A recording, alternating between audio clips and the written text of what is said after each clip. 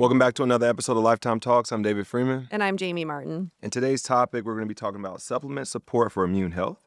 Obviously, when we get sick, we think of, I hope my immune system can fight this thing off.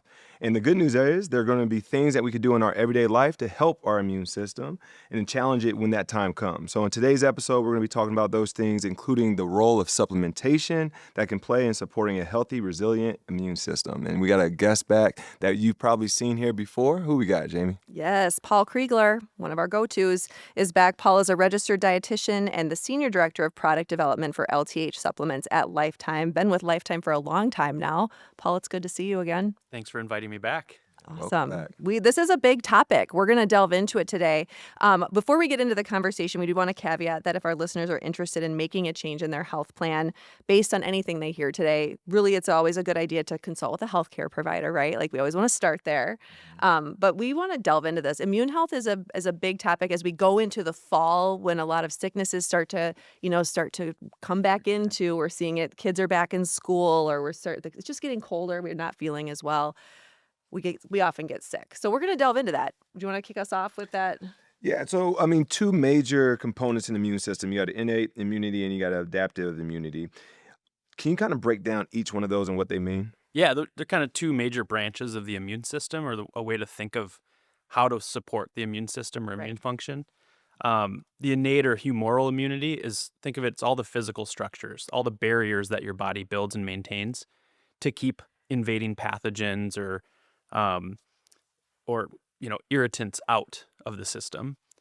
And then the adaptive or cell-mediated immunity, that arm of it is more of the learned immunity. So like when you are exposed to a pathogen or an invading compound that your body has to mount a response to, you end up learning how to respond to it the next time you're exposed.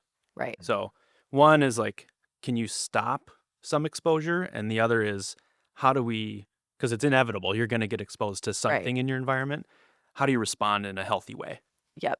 So give us some examples of like when that adaptive immunity is working. When, like, is it the common cold that might be able to help prevent or adapt next time? Or what are some of those other, things we might catch? I mean, both are always working in the background. Yeah. It's just a matter of how loud is the signal, right? From that learned immunity. How vigorous is the response at that moment?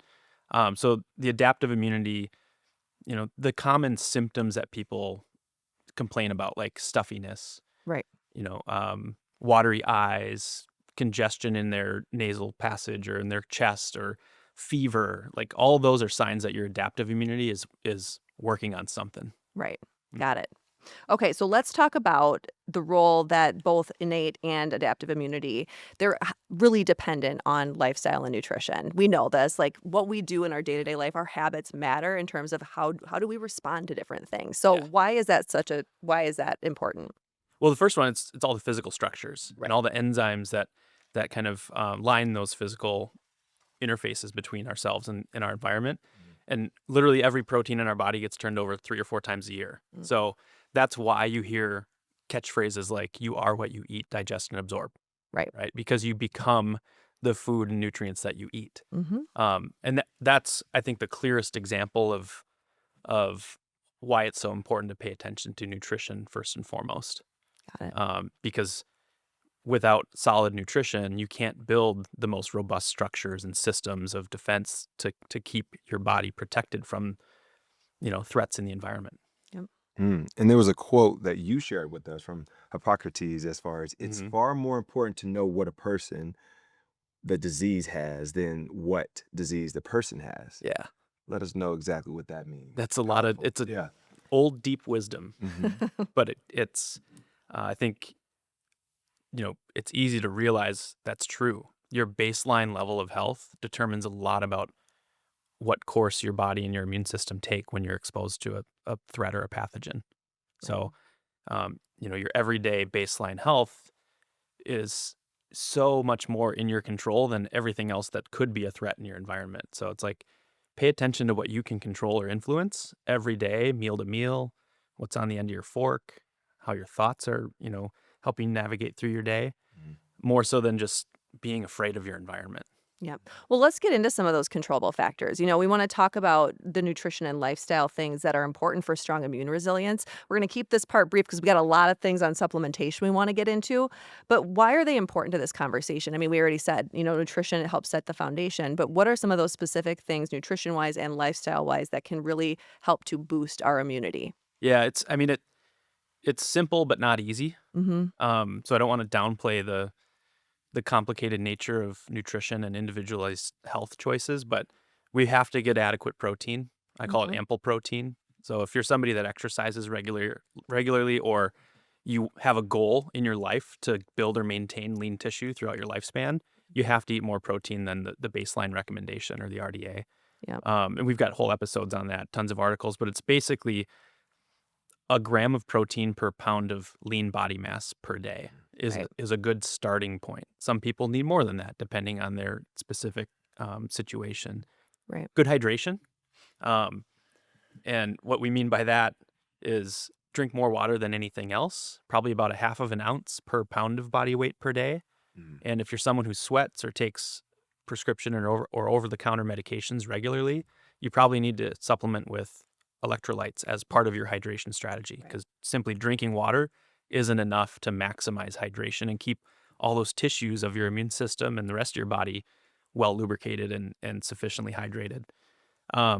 Eat ample produce. So this is like vegetables and fruits, colorful vegetables and fruits. That can actually play into your hydration strategy. But, aside from protein, it should be the main feature of every meal. It's something plant-based that's got bright colors and lots of phytochemicals and good hydration. And then minimizing consumption of ultra-processed foods and alcohol. Yep. Those are kind of the four basic pillars. That's oversimplifying that complicated conversation about nutrition as a whole, though. Yeah. I started to smile a bit when you mentioned how produce can be part of your hydration strategy. It just threw me back to my grandparents will go on this long road trip. I'm just going to tell the story. I'm going to sideline us for a second. But they would go on this long road trip every year when they would go to Florida. And my grandpa would always say, we got to pack our grapes because they're like a great source of hydration and water. And we would always kind of laugh and giggle, oh, make sure you got your grapes whenever you go anywhere. But it's so true. Just those little things that can supplement that. So, that's good advice. Same vein as far as nutrition. Now let's talk about lifestyle factors. What things can we do in that space to help supplement the immunity system? Yeah. I mean, you just have to support. I think getting fresh air and sunlight every day is very important. So getting outside time. Yep, time in nature. Adequate sleep. So both in quantity and quality. We want to make sure that we've got a sleep rhythm going. Regular exercise, because that's how you build and maintain strength of your total body and your mind, right? Yeah. And then have effective means of managing the stress you encounter. You can't get away from your stress. You just have to figure out ways to bolster your resilience in the face of whatever stress you have to encounter. Yep. Okay, so we've got through all of those. We've got the lifestyle. Let's get into the specific nutrients and supplements. So let's just start. What role can supplementation play in supporting your immune health? Yeah, the main role is to fill nutrient gaps that we know exist, even in the most careful diets out there in modern times. What we're seeing more and more is there's a lot of modern lifestyle factors that deplete nutrients, actively deplete nutrients from our body. And then it's more challenging than ever to get those nutrients back through our diet because our soil quality and food nutrient density in the foods available to us have been depleted over the last several decades. Right. So it's kind of a two-pronged reason we need to fill nutrient gaps. Got it. So when we talk about optimal immune function, I know that we're going to end up providing a comprehensive list for the people who are listening and watching. But if you were to pick some of the vitamins and minerals out that stand out the most, what would be your top 5? Top 5, no particular order. You don't got to force rank. I know. You asked me to do this. I put together some notes to organize my thoughts, and I think I gave you 24 nutrient types or supplement categories. Yes. We're going to put these all online in the show notes for everybody. Literally, I could not narrow it down. So I think 3 of the top ones are vitamin A, vitamin C, and vitamin D. Okay. Yep. Vitamin A, because modern diets don't have great sources of vitamin A, so you've got to get it from somewhere else. Yep. And what I mean by not great sources is most of the vitamin A we consume in our diets today, in the typical North American diet, is they're vitamin A precursors. Mm. They're not active forms of vitamin A. Got it. So for active forms, you have to go consume like beef liver, Oh, which is egg yolks, or yeah. like a lot of foods that they're just not popular, or Mhm. people have actively avoided them for one reason or another. But eating like orange foods, carrots, sweet potatoes, pumpkin, Mhm. butternut squash, those will give you a lot of those precursors, and even some dark leafy green vegetables will give you some of that vitamin A. But um, vitamin A is important for both the humoral immunity, so like the structures, Right. the Mhm. barrier function, as well as your immune response. So all the immune cells that kind of get organized and coordinate their efforts to fight a pathogen once it's gotten into your system. Got it. hmm Okay, so the second one you mentioned is vitamin C. hmm Let's dig into it. Yeah, vitamin C. This supports a lot of different cellular functions related to the immune system. It's also an antioxidant, um, but it also has kind of like vitamin A. It plays roles in both sides of the immune system.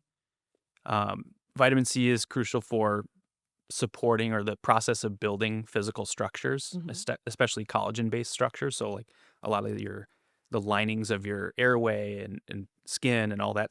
So vitamin C is super important for that physical integrity, as well as coordinating the immune response and kind of quelling the inflammation that your immune system creates. Got it. So some inflammation is good. Yeah. You want an inflammatory response generated by your immune system, but then you want the nutrients you need to kind of quiet it back down when the issue's been dealt with, so to speak. Right. And vitamin C has a super important role in that. Right. And I feel like whenever it kind of gets to that time of year when people are getting sick, it's always like, make sure you get your vitamin C, eat more oranges. Like, I mean, like those are the things that we're recommending. Get those in that time of Yes. year to help boost that in your Yeah. body. Yeah. Yeah. And the evidence is pretty strong for vitamin C in helping either reduce the frequency or the severity of illnesses, a variety of illnesses, especially respiratory illnesses. Um, but it seems to only work if you're taking it consistently Mhm. for 4 to 12 weeks. And it seems to work better in people who exercise. Interesting. So you can't really take the supplement idea and plug it into a bad system. You have to, that's why we started with the conversation around like baseline general health and lifestyle. Like you have to take the whole system into consideration. Otherwise, none of it's going to work. Right. All right. Vitamin D. Yeah, vitamin D. Most people are inadequate or insufficient or flat out deficient in vitamin D for a variety of reasons I think we've covered on other episodes. But Yep. basically, if you're indoors most of the time, or when you are outside, you're putting sunscreen on, you're not generating enough vitamin D through your natural means Mhm. to have optimal levels of vitamin D to support your immune function. And supplementing is kind of the next best thing because there's not great food sources of it. You'd have to drink Mhm. so much fortified milk. Right. You'd have to eat so much beef liver and fatty fish that it's just not likely going to happen in most people's diets.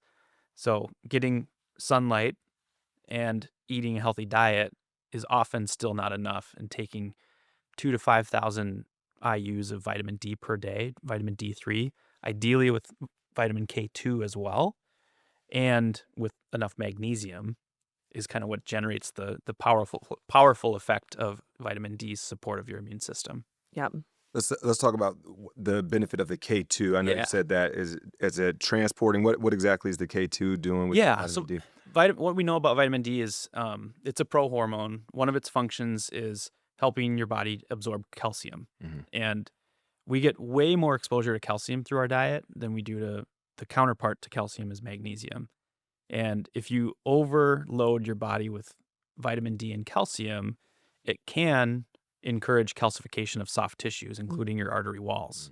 So you don't want that stiffening of your artery walls. Vitamin K2 taken along with vitamin D3, the K2 helps direct that calcium into the bony structures, your teeth, your bones, instead of and away from the soft tissues that you don't want the calcium to get deposited in. Right. Makes sense. Okay. All right, so that was 3. Yep. Are there another 1 or 2 you want to talk about? I've heard quercetin get mentioned a little bit. Yep. I'm just going to throw that one out there Yep. for you. I put that one on my honorable mention list. Oh, The other three, I identified after much prodding and pressure by you two, were magnesium, zinc, and omega-3s. So magnesium is just not very present in our food supply anymore. Right. And you have to kind of go out of your way and supplement magnesium. Otherwise, you're not going to have sufficient levels to do everything you need to do, especially if you sweat regularly, consume alcohol or caffeine. Those things actively deplete magnesium along with a few other over-the-counter and prescription medications. So like, it's safe to say most people are just playing from way behind on magnesium. Yep. So adding it as a supplement in your stack is super important. Not only is it necessary for immune cell development, so like proper formation of the blood cells and the white blood cells that mount your immune response, it also helps with inflammation response. Got it. So it's part of the symphony of nutrients that when your body needs to mount a response to an illness or a pathogen, you need it there to get that process started, and also it needs to be there in sufficient levels to help resolve that process and bring you back to baseline. Got it. And the food supply is just kind of stripped of magnesium. Right. Mm-hmm. All right, zinc. Zinc, again, zinc intake is pretty low across the board in the standard American or North American diet. A lot of the forms of zinc that get highlighted, like nuts and seeds, legumes, while they have zinc present, it's not easy to absorb the zinc from them. So Okay. this is one like you need to consume oysters once in a while. You need to consume meat, probably shellfish, Yep. that are more bioavailable sources of zinc. And again, they're not super popular foods. The richest sources of zinc are not very popular, and they're not consumed very often. So that's why it belongs probably in a consistent supplement stack. Got it. And then omega-3s. Am I jumping ahead? No, you're perfect. Okay. Okay. And then we got to get to quercetin. Same We're gonna reason. Come back to it. When you think about why would someone even consider supplementing, I always think through the dietitian lens is like, how likely are they to get it through their diet? And omega-3s is just super unlikely. People don't eat, 8 ounces of wild salmon a couple times a week to get their omega-3 levels sufficiently high enough to be in the optimal range for, like, once again, maintaining proper robust structures as defenses for your humoral immunity, and then also having enough omega-3s around at a baseline level to resolve inflammation after that inflammatory impact. Yep. So Got it. Okay, I want that honorable mention one. We got to talk quercetin just for a second, and then we're moving on. We're talking about some of these other ones. yeah. So quercetin, the one that you brought up, is also an antioxidant. It's found in lots of, I would say, fruit and vegetable skins, like apple skins, grape skins, onions, but it's not absorbed very well. So you'd have to eat so much of that stuff, and the rate of absorption makes the therapeutic amount pretty impossible to get from your diet. So yes, go eat a lot of those foods, right? Fresh produce, but it's unlikely it's going to help you from a therapeutic standpoint. So taking it in a supplement form, it does a couple unique things. It helps zinc get to where it needs to go to disrupt viral replication in your cells. So zinc needs an ionophore to get from your circulation into the cells where it can start to disrupt basically the immune insult. Yep. And quercetin is a perfect partner for zinc to do that. Great. Yeah. Is that one I've heard, like, certain times of year, like, hey, start your quercetin, like, in October, for instance, if you're in the Northern Hemisphere, when some of these, like, illnesses are happening, or even, like, before allergy season starts for some people. Yes. Yeah. Quercetin can also have some relief for seasonal allergies, kind of that histamine response. And it's not super clear, like, why it does that. Probably some of its anti-inflammatory benefits or functions. And we got to be careful. Like, quercetin as a nutrient is anti-inflammatory. Quercetin as a supplement, we can't say it's anti-inflammatory. Right. So they're kind of two separate things, but you can take it as a supplement to get enough of the nutrient to have that impact. To create that nutrient level that can ideally support that down the road. Exactly. Got it. Yeah. Okay. Mm-hmm. Now, yeah, with the top five, I got to ask the question: when we look at something that can probably encapsulate all of this, would a good multivitamin, like our performance multivitamin, like Yeah. capture a lot of the things that you just mentioned? Yeah. Yeah. I think a well formulated multivitamin has like checks a lot of these boxes. Okay. Like, for example, all the LTH multivitamins that I recommend and I help formulate, the vitamin A comes in both preformed and precursor form. Mm. The vitamin C is a highly absorbable form. It's a little bit more than the RDA, so it helps as a nice baseline for an active individual, has higher nutrient demands. Vitamin D, we have way more than the RDA in there in all of the multivitamins, and even our Nourish multigreens. Like Right. that was built as kind of a drinkable multivitamin with added antioxidants and adaptogens, Mhm. and fiber and probiotics. And you could frame that as a very immune supportive option. It's Mhm. like a way to supplement with a lot of these nutrients Yeah. that would kind of bolster your immune resilience. So yeah, a multivitamin is a great start. So, It's not very sexy, but that's like literally why I encourage people to consider supplementation and use a multivitamin fish oil kind of first and foremost. Right. And that would probably cover, I'm assuming, some of these other nutrients, which we're not going to get into depth Yes. here, but will be in the show notes that we'll have for you. Yeah. So you'll be able to kind of have some of that coverage there for these other things that are Yeah. good for immune health as Yeah. well. And there's pretty robust evidence that says like if you put a population on a multivitamin or a placebo, generally the people that are getting the treatment, even a low quality multivitamin, end up having fewer sick days, faster resolution of a variety of seasonal illnesses, including colds and flus. Right. So there's pretty robust evidence that says like, hey, if you just nourish people better, Mm. they're more resilient. Right.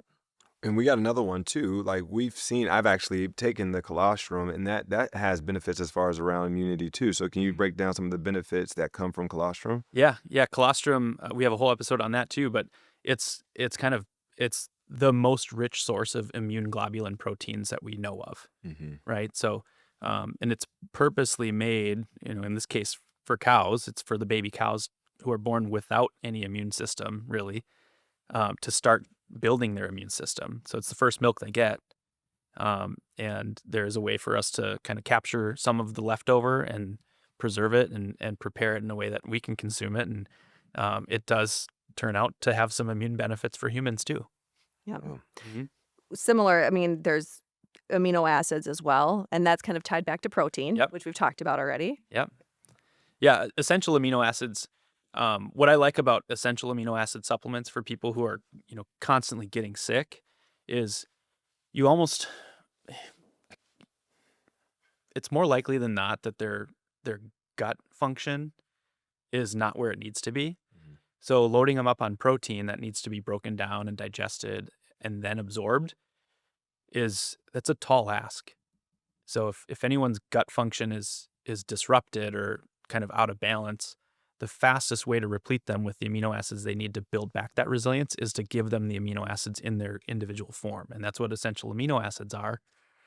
So that's one of my favorites for people who have trouble digesting and they need more protein because they don't have to digest it. They can just absorb the amino acids and then immediately start to use them to rebuild healthier structures. Yeah. Okay. While we're on the topic of gut health for a second, because I mean, we're talking about gut health and immune system. There's a Yep. lot of talk about how much of your immune system is in your gut, right? Can you Yep. speak to that for Yeah. a second? Yeah, it's thought most of the immune reactions kind of start from the gut-associated lymphoid tissue, which is part of your gut function. And Mhm. a lot of the signaling that kicks that off is generated by the microbiome. Mm-hmm. So the healthy or unhealthy bugs in your gut can have massive downstream influence on how your body reacts and then resolves any immune response. Right. So gut function is vitally important. Consuming enough fiber, that kind of goes back to the lots of healthy produce as a baseline of your diet. That fiber is going to feed the right types of bacteria in your gut. So sometimes people need to replenish that bacterial population with a probiotic supplement. That's what Sometimes we're they just going need to kind of next. to supplement with fiber, Yep. or at least feed enough fiber to make sure that population stays robust and is sending the right signals throughout the rest of your body. Got it. And that, I mean, I know you just said probiotic, but there's another thing called prebiotic. So, like, can you kind of navigate us between the two and Yep. the benefits between them? Yeah, probiotics are the actual organisms. So Okay. it's the bacteria that end up living and kind of setting up shop in your colon. And the prebiotics are the energy for those organisms. Okay. And it turns out a lot of fiber, types of fiber, are the energy that those bugs need. Okay. Yeah. So if you get the fiber, kind of gets in there. Yes. Hopefully. Yes. Hopefully. That's the goal. We've talked on other episodes too a lot about sleep, but what role do sleep supportive supplements play here? Because we know sleep is a time of rest and repair. If we're not sleeping well, there's a lot of different things that can happen, a cascade effect. Yeah. I think the clearest example I can paint for you is everyone's had some kind of sinus infection or upper respiratory tract infection, where you end up being plugged up here, your mouth breathing throughout the night. You know you're not getting good sleep. Well, the first thing I'd have people do in that instance is stop consuming any dairy, because dairy is known to thicken the mucus in your airway and nasal cavity. So get off of dairy. Maybe do some nasal rinses to give yourself at least a fighting chance to get some good sleep. And then my kind of sleep cascade for supplement choices follows kind of like the lowest risk, highest reward. And then I move on to the next. So like the first line is magnesium. Nothing really bad can happen if you take too much magnesium other than some loose stools. So I have people just dose up on magnesium to help their body relax into a deep sleep once they're kind of set up airway wise. And then the next would be like, okay, now you're maybe overthinking sleep. So you need to calm down your mind from a neurotransmitter standpoint. So we have LTH has a supplement called Relax, and that's really good at helping people get into a calmer mindset. It's not a sedative per se. There's no melatonin in it, but it helps people relax from a neural and a physical standpoint. So and you can stack it with magnesium. Okay. The next thing, and this, I personally use melatonin periodically. Research says older populations are often deficient in melatonin. I know it's kind of a controversial topic, but melatonin is also a very potent antioxidant, especially in times of inflammatory immune response. So it can be used periodically when you're sick. So this is like, hey, if you know you're going to get sick a couple times next winter, keep these supplements around. You should probably be on a good multivitamin year round, but then also keep around some good vitamin D in case you need to dose up for that little illness, vitamin C, extra zinc, maybe some quercetin, some others that are on this list like N-acetylcysteine that can help kind of thin out mucus. But back to sleep, melatonin, if I don't feel well, or if I have a client that doesn't feel well and we're trying to get them through this illness, I just tell them, clear your calendar, plan to take melatonin early in the evening as soon as the sun goes down, and maybe take a little more than you normally do. So like if you're a 1 milligram person, maybe take 3. If you're a 3, maybe try double that. And then just plan to sleep for 12 to 14 hours. Kick Good that thing out of your coverage there. system, Yeah. right? Kick Because that. you need sleep. Yep. You need sleep. Your body is fighting so hard, spending so much energy and resource to mount that immune response and then resolve it. That's the best thing you can do. Yep. Absolutely. Mhm. Let's talk a little bit before. I mean, we've gone through a lot of different pieces, but let's talk a little bit like why quality matters in this case, because we don't want to just say go out and just, go look at any random grocery store shelf and say, here, I'm going to pick these vitamins, minerals that you've talked about. Quality is really important when you're selecting what you're going to do. So speak to that for a little bit. Yeah. Obviously, look for a third-party certified brand. LTH that I work on, we go through a third party called NSF for certification. And when a product carries the NSF content certified logo, what that means is every year the manufacturing facility has been visited and audited so to make sure that they're following good manufacturing practices as set forth by the FDA and the Code of Federal Regulations. So that they're being checked annually by an independent third party. It also means that supplement has been submitted for that third-party independent testing to make sure that what's on the label is actually in the bottle. And it's also screened for some various contaminants, so like agricultural herbicide, pesticide residues. It's screened for yeast, mold, mildew, kind of things you don't want in your supplements, Right. as well as heavy metals. So it's been independently verified that it's made in the right way, and the finished product is actually what it's supposed to be, and not anything else. Yep. Right. So look for third party. NSF is one of the most recognizable, but there's a couple other third parties that people can look for as well. Awesome. Nice. Mhm. Yeah, we hit on a lot. We hit on a lot as far as when it comes down to the immune system and all the great benefits as far as the things that we can help support. When I get into a mic drop moment, this is going to be the opposite of everything we just talked about. And I am curious to see what you say here. I can't wait to see what this is. What's the opposite? The role of sugar Ooh. Yeah. on the immune system. Mm. Go for it. Okay. Excess sugar can create a more inflammatory environment throughout your entire body. Mm-hmm. And that's, it can be disruptive or throw your microbiome a little out of balance. The actual sugar in your bloodstream itself, your body kind of radically tries to regulate that and bring your blood sugar back to normal. And some of that can be actually inflammatory. The actual molecule of glucose, when there's too much of it in your bloodstream, it can be a physical insult, especially if you have high blood pressure to the artery walls. So it can create some physical damage of those delicate internal barriers. So excess sugar, not good. Yeah. Yeah, highly suggest against it. I like what you said as far as like dairy, how it creates more mucus. I would assume probably not having any sugar while you're sick as well would probably be go-to, right? Absolutely. Okay. Yeah. Awesome. Well, that's no fun. Sometimes. I mean, I get it. I'm going with it. I know what I have to do, guys. I got it. Paul, anything that we missed or anything you want to make sure we cover? Because we got through all those a lot of the nutrients, not all of them. A lot of them. But we are going to make sure people have full access to all the really amazing list that you shared with us, and we'll make sure that's with show notes. Yeah. There's an oldie but goodie, an 8,000-word article that I did 5 years ago.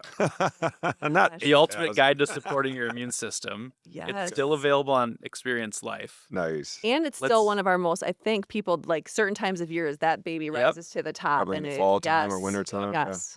Yeah, I think just no one's Superman. You're going to get sick. Be prepared for it. Know what to do. Have the right stuff in your cabinet. If it's not part of your normal daily routine, at least have it available for when you or your family get sick. And what I've seen work time and time again is if people are focused on a more robust nutrient density in their total lifestyle, inclusive of food choices and supplements, they tend to have an easier time through cold and flu season. They have fewer bad workouts. They have fewer days missed from school or work. They bounce back faster to their desired baseline after they do get sick.